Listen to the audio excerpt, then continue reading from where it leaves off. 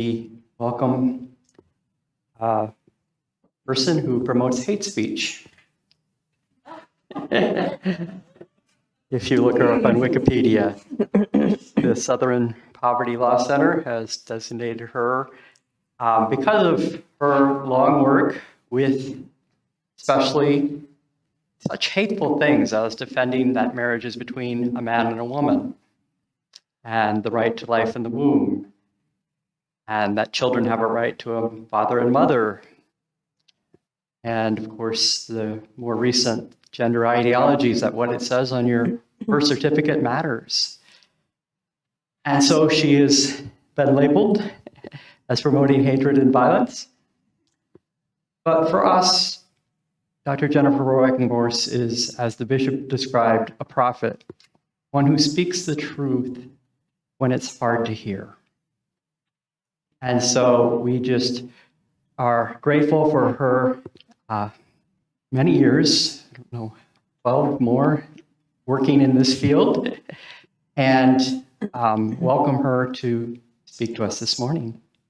Thank you, Dr. Jennifer Roback Morse. Thank you.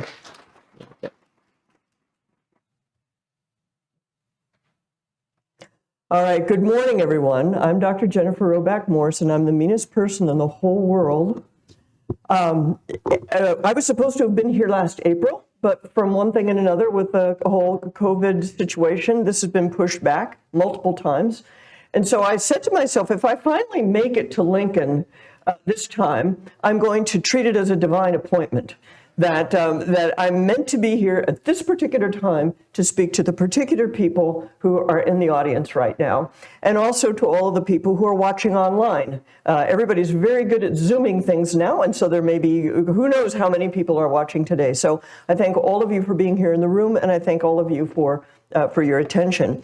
I'm going to try to wrap this up by 9 o'clock sharp, because I know all of you have places to go and things to do. But I have nothing to do until 6 o'clock tonight, so if people want to hang around and ask questions after that, that will be just fine. I also want to mention that the Ruth Institute, of which I am the founder and president, which is officially listed as a hate group, we have a regular electronic newsletter, which we're circulating a clipboard for which you can sign up for that newsletter by putting down your email address. I don't know where those two clipboards went, but they're out there somewhere. Also, I provided a resource list for all of you that has basically where you can find us online, and it links to a couple of the important pieces that I'll be referring to today and talking about today. And so that should have been emailed to all of you. I think Father Coulter mentioned that he emailed it to, everybody that's on your list. I also want to point out that on the tables, we have a variety of Ruth Institute material that you can sample there on your table, and there are plenty of materials out there, copies of it. We had things printed up last year when I thought I was going to dozens of conferences and give away hundreds of these at a time. So I have all kinds of material that's not doing anyone any good on my shelf. So it's my plan to leave it all here. Three of the things I want to call particular attention to are these things that say children and divorce, children in same-sex parenting, children in third-party reproduction and assisted reproduction. These are pamphlets where we go through the harms and the costs that real people endure from deviating from Catholic teaching, right? Because if you step away from natural law, what's going to happen? You're going to be harmed. You're going to have observable harms that people will experience. And that's what we've tried to do at the Ruth Institute, is to document that and to call attention to it. You'll also see this pamphlet called Counting the Casualties of the Sexual Revolution, wherein we list 12 different kinds of survivors of the sexual revolution and try to give some sense of how many people there are who have actually been wounded by this. Finally, there's the 15-point manifesto for the family, plan for restoring the family, which is based on my book, The Sexual State. The first 10 of these planks are all things that the government needs to stop doing, which I'm going to have particular things to say during my talk here to the Catholic Lawyers Guild about that point. And finally, these two pieces of paper that look very dense, okay, these are summaries of the research reports that the Ruth Institute has done on clergy sexual abuse within the Catholic Church. We have done the most thorough statistical analysis of this topic, asking the question, is sexual orientation related to, and homosexual priests related to the clergy sex abuse? The answer is yes. The second report is what has happened to clergy sex abuse since the year 2000? Is the problem all solved? The answer is no. Are there girl victims as well as boy victims? Yes, there are. These are things no one wants to hear, but if you'd like to take those, they're out there as well. So all that's available to you, and it gives you some idea of the range of things that the Ruth Institute concerns itself with. So what I'm going to do for you today, our title is that the church has been right all along, and we can defend traditional Judeo-Christian sexual morality. Those of us who have worked in the pro-life and pro-marriage movements have been staring into the abyss for a long time. We know that we're dealing with evil in a very dark way. A lot of our countrymen do not realize this. A lot of our countrymen are still on autopilot, thinking that this is the land of the free and the home of the brave. And those of us who've been on the front lines of the pro-life movement and the pro-marriage movement know how dark things have really become. So I'm going to start with two shocking statements, but as soon as I make them, you'll see that they're true. Okay? First, I want to tell you that the sexual revolution is a lawless, totalitarian regime. The sexual revolution is lawless and it is totalitarian, and you can speak of it as a full-on regime. The second shocking statement is that we can no longer honorably avoid persecution. We have got to get that out of our minds. We can deal with it, we confront it, but the idea that we're going to somehow avoid it, I don't think it's within our power to stop that anymore. Which is not to say that every single person will face every sort of problem. That's not the point. The point is this thing has moved so far that this is going to be a fact of our lives in the immediate future. So with those two shocking statements in mind, I know you're all choking on your breakfast now, but I have three things that I'm going to go through in this short presentation that I have. First, I want to show that traditional Christian sexual morality is good and defensible. Very briefly, I'm going to do that. Secondly, I'm going to explain to you what I mean when I say the sexual revolution and why I say that it's lawless and totalitarian. And finally, what are we going to do about it? That's what we're going to do. So, the tradition is defensible and good. What is the sexual revolution? And what are we going to do about it? Now, to understand why traditional Judeo-Christian sexual morality is a good thing, I want to start with the child and ask this question. What is owed to the child? And at the Ruth Institute, we say two things. That children are entitled to a relationship with both of their parents unless some unavoidable tragedy prevents it. An unavoidable tragedy would include death or serious illness, something like that. I'm fed up with your father is not an unavoidable tragedy. It may be tragic, but it's not unavoidable, okay? So every child is entitled to a relationship with both parents unless an unavoidable tragedy prevents it. Secondly, every child, without exception, is entitled to know their identity. You're entitled to know who you are, your genetic heritage, your cultural heritage, who your parents are. Therefore, no lying on birth certificates. This third-party reproduction stuff, anonymous sperm donor, anonymous egg donor, that's got to go. That's got to go. The state is coming between the child and their fundamental right to know their identity. So, if you think this through and you say, well, let's say we really truly take the rights of children seriously, children are really entitled to these things, how are we going to do that? How are we going to deliver to children a relationship with both of their parents? Well, let's see. The parents should probably get along with each other. And they should probably be committed to getting along with each other because that relationship is going to be a lifelong relationship. It's the foundation of the child's personality and development.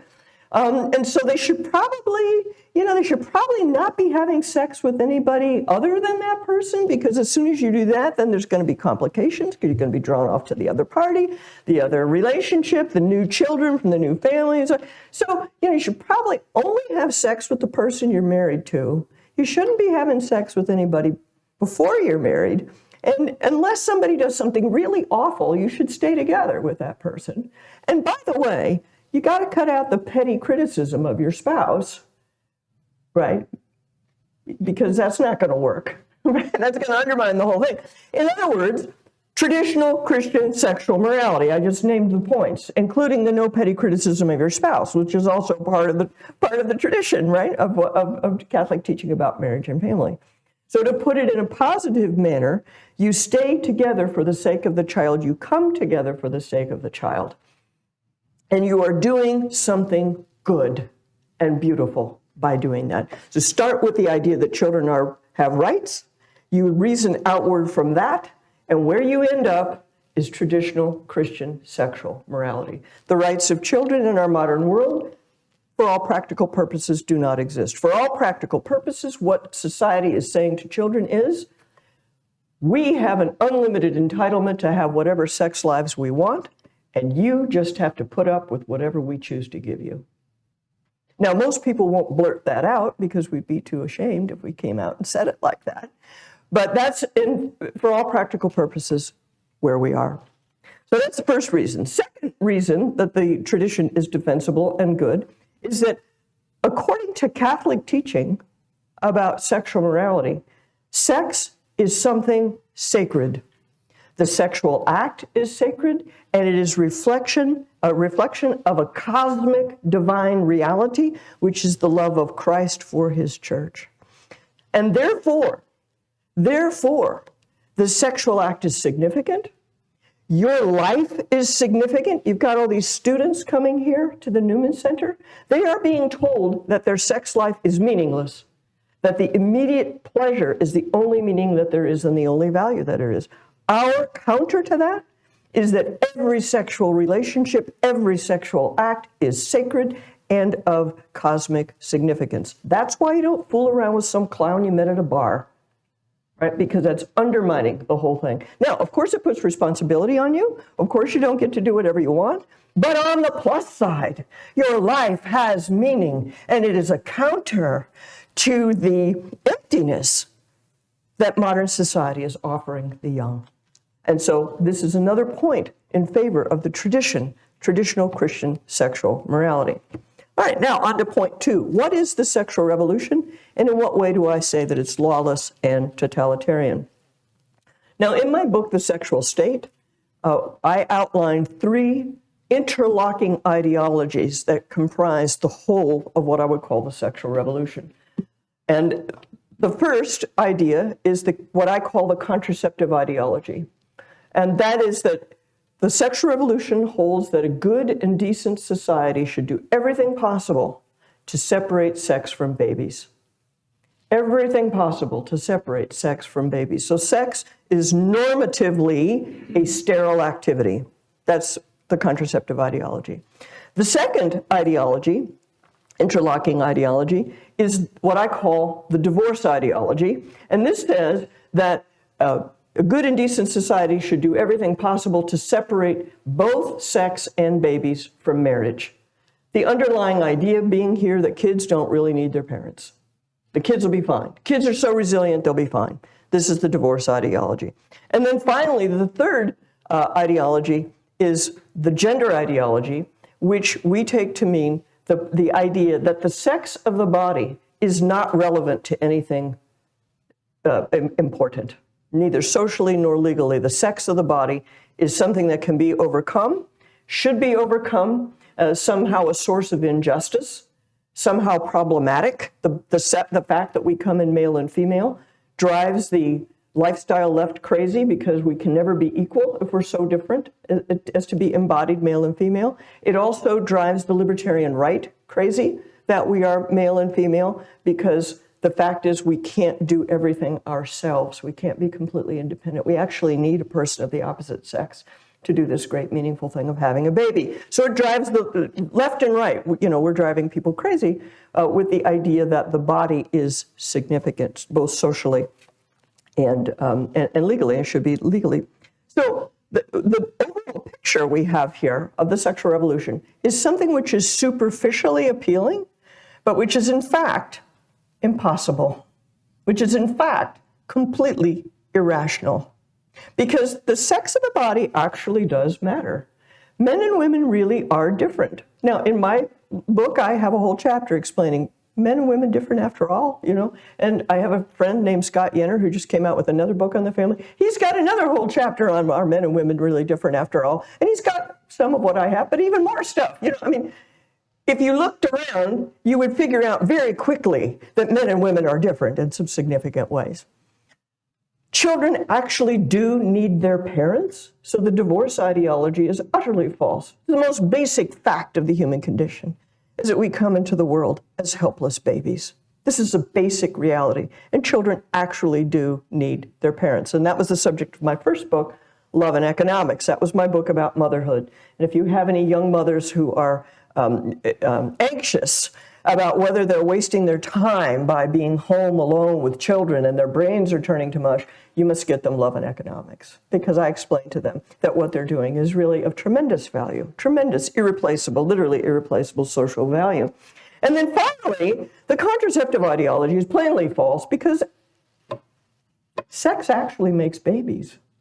I hate to break it to all of you, but are we all clear on that? You guys, you're looking kind of sleepy out there. Yeah, okay. Sex really does make babies. And if you were going to try to create a society where it doesn't, you would have to be intervening in a lot of people's lives in some very radical ways to keep sex from ever making a baby. To create a whole society around this idea is not possible. So the fact is that the sexual revolution is an appealing ideology that many people have given their hearts to, but which can never be.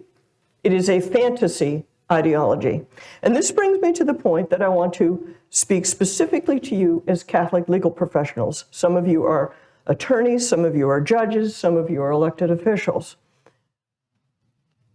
And that is the role of law in the whole of the sexual revolution, and why I say that this is lawless.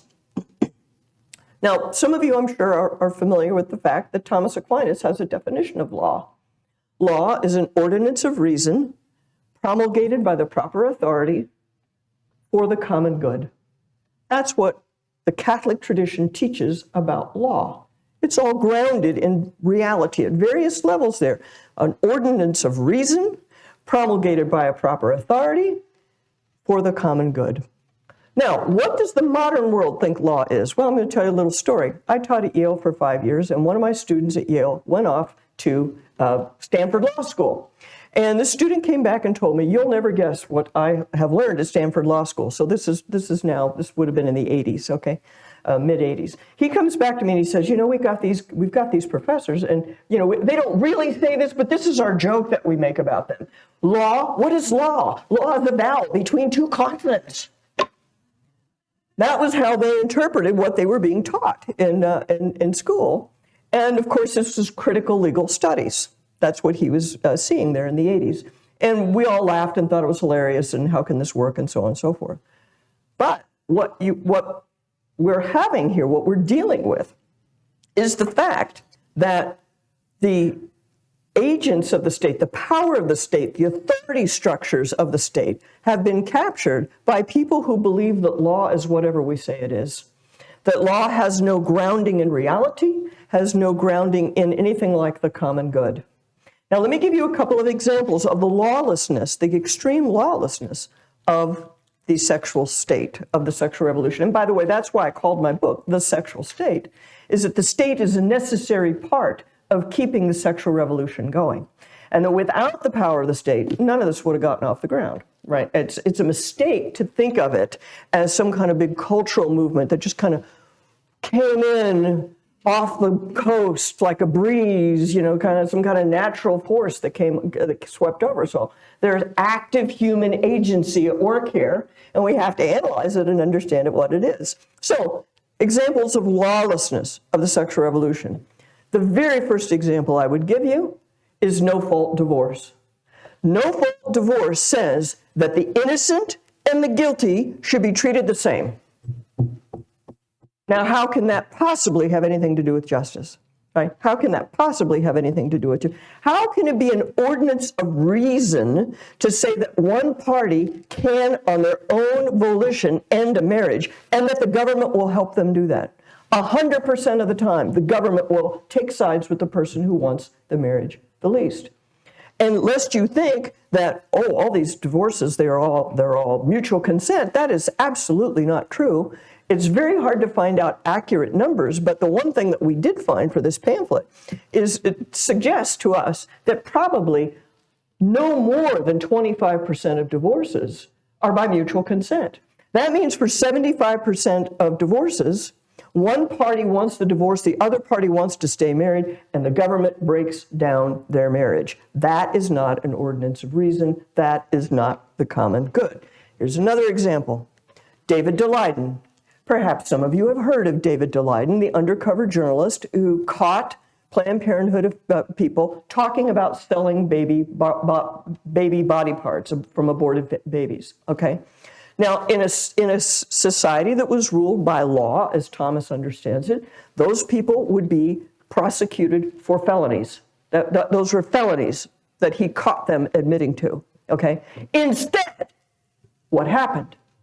They prosecuted him for violations of their privacy and civil suit for loss of their reputation. That, and done at the behest of the then Attorney General of the state of California, who just is about to be sworn in for another rather high office in our country. That is not an ordinance of reason, is it? I interviewed one of Daleiden's attorneys. As you guys know, he's got a lot of attorneys because he's being sued in multiple jurisdictions, right? I interviewed one of his attorneys, and he shared with me a third area in which the sexual state and the sexual revolution is lawless, and that is prejudicial rulings from the bench, where judges make decisions about what can be admissible as evidence, and by making those decisions, they've steered the course of the case. We saw this in the marriage issue all the time as well, the gay marriage cases and so on and so forth.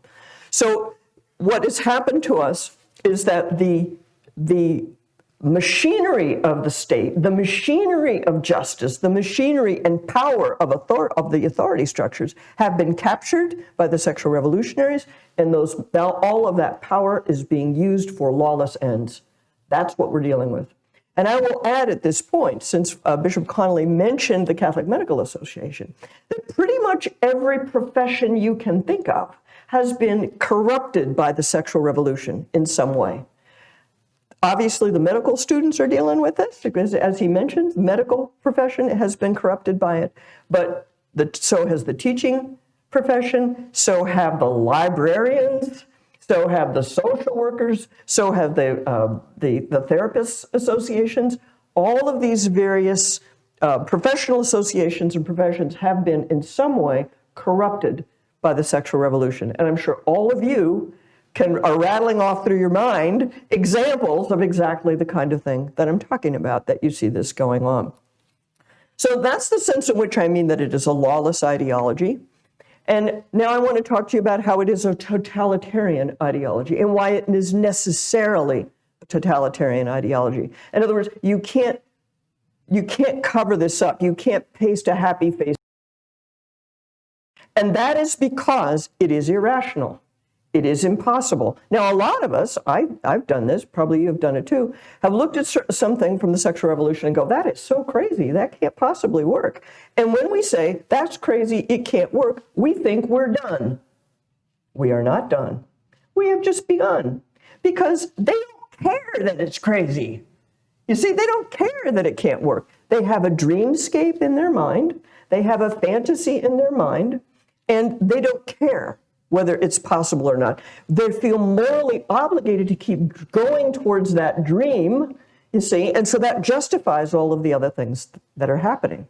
So the fact that it is irrational, the fact that it is impossible, creates certain conditions that we can now understand and appreciate. Number one, Trying to do the impossible requires a lot of power. The attempt to do the impossible is not harmless. It requires a lot of power. For a certain type of person, that's a plus. So it speaks to a certain desire, the desire for power, libido dominandi, as they say, It speaks to that. It draws a certain kind of thing. The fact that you need a lot of power to get it done, that's not a problem for them. It's actually an attraction. Second thing you need is you need a lot of propaganda. A lot of propaganda. Now, I want to definitely put this in your mind to be on the lookout for it, because we are being propagandized constantly, aren't we? As soon as you start thinking about it, you think about the fact that women have to be told that they don't really want to take care of their own kids. Think about the amount of propaganda that has gone into just that one thing, telling women that they're better off working, doing wills and trusts, than taking care of their own kids. That takes a lot of propaganda to get that going. And so as soon as you see that, then you become more aware of a lot of what's going on around you. And there's a third and final thing that you have to have if you're going to be caught up in the dreamscape and trying to achieve this impossible objective. Because no matter how much power you have, and no matter how much propaganda you produce, you still won't get it. You still won't be able to do it. And therefore, you need a scapegoat. You need a scapegoat. You need somebody to blame when it doesn't work. So if we could just get these crazy Christians to shut up about the right to life, all of this would work. If you would just shut up about the right to life, no woman would ever feel guilty about her abortion. No woman would ever regret her abortion. All those women who are having night terrors 6 months after their abortion, all those women who every year on the anniversary of when the baby would have been born freak out, none of that would happen if you would just shut up. This is why we are public enemy number one, and proud of it. That we are public enemy number one, because we're in the way of making this work. But if it wasn't us, it'd be somebody else, right? Because you have to have a story about why this divine thing is not happening according to plan. Now, if you take this thought, by the way, this thought of what I just said about ideologies, and you apply it to, say, communism or fascism or any of the other isms that we've had to deal with in the 20th century, you'll see that this pattern is all there. There's an impossible ideology, a dream. Oh, if we could just get rid of private property, everyone would be happy and prosperous, and it would be great. Come on, that's not going to work. So what do you need to make that happen? Lots of power, lots of propaganda, and always, always a scapegoat for when it doesn't go right. So this is something for you to think about. Just let that chew over in your mind. So this is the sense in which I say that the sexual revolution is a totalitarian, lawless regime. And we who have been on the front lines of these battles are aware that this is what our country has descended into, really since the beginning. The elements of lawlessness and totalitarianism have been present. And why? Because what they're trying to do is to change human nature. And this is another flashpoint for you. This is another, what do I want to call it? A touchstone for you. If somebody's trying to change human nature, run, don't walk away from them, right? Because they're up to no good. This can't work, all right? And all the ideologies have that feature, that they're trying to create the new Soviet man or the new androgynous person. All of these things have this feature. So finally, now that I've freaked you all out, what are we going to do about it? What are we going to do about it? Well, the first thing we have to understand is that compromise is an illusion.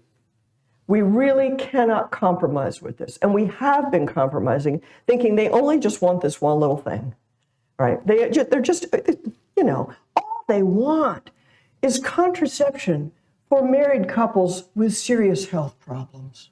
What is your problem? That's all we want. You can't let go of the principle. Between the two principles, there is no room for negotiation, honestly. There's not. So what we think of as a compromise, they think of as a stepping stone. So we have to just have that in our minds. A compromise is not possible. We cannot, as I mentioned at the beginning, we cannot honorably avoid persecution. because this is now beyond our power to prevent. And those of you who are fighting for religious liberty and fighting for people's conscience rights, I'm not telling you to go home. You need to keep fighting. That's great, you understand. But I think you probably know better than anyone how difficult this road is, and that we're not going to win all the battles. You know, there are going to be a lot of them that we're not going to win. So what I would say in general is that we must enter more deeply into the Catholic tradition. We must embrace the core radical truths of our Catholic tradition, which we thought we could sidestep.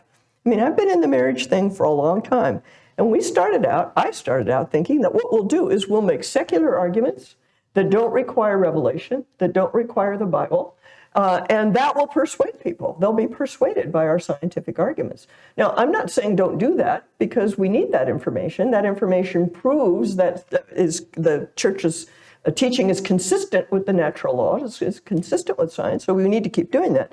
But we must not have the illusion that that's going to be enough. We must dig more deeply into the Catholic tradition and say the kind of thing that I said earlier on, that sex is sacred, and not be afraid to say that. Sex has cosmic value, and we should be proud to say that.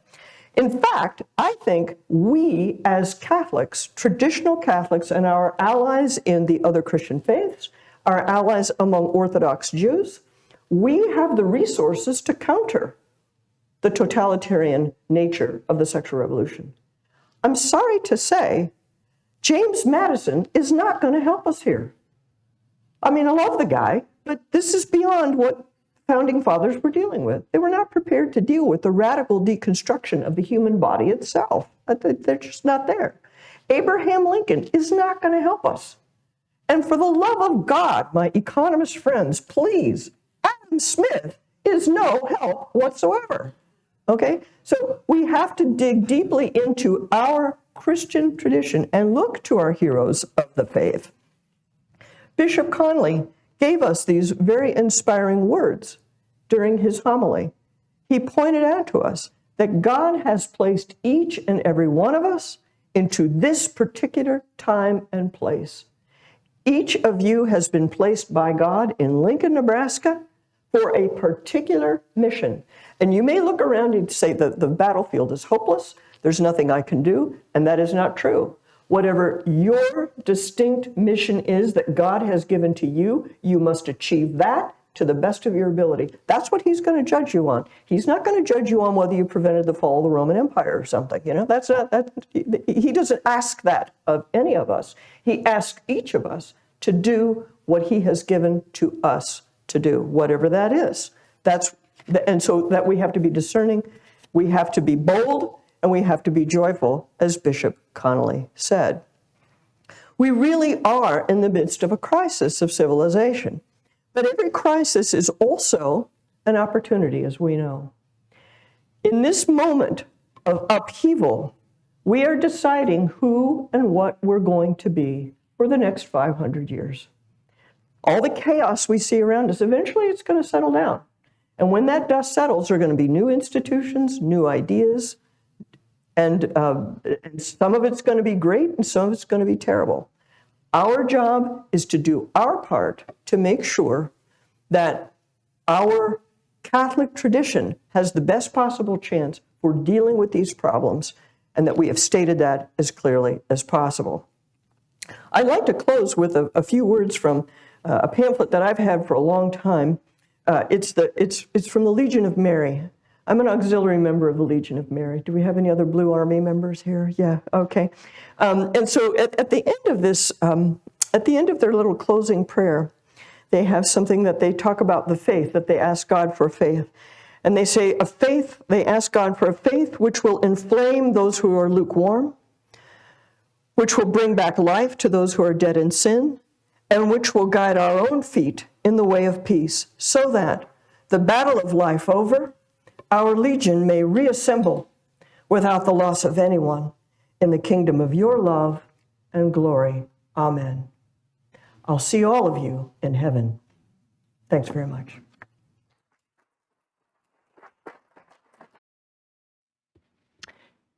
The Red Mass is an annual event sponsored by the Catholic Lawyers Guild of the Diocese of Lincoln to pray for all members of the legal profession. We want to especially thank our sponsors this year. We have the Thomas More Society of Omaha was our primary sponsor, and then the Nebraska Catholic Conference, and the following law firms: Crosby Gungle, Smith Schaefer Davis Gertig, Rembold Lucky, Keating O'Gara, Nevitt and Peter, Klein Williams, Wright, Johnson and Oldfather, and an anonymous sponsor. Thank you for joining this talk by Dr. Jennifer Roback Morse, and please see more resources in the description. God bless.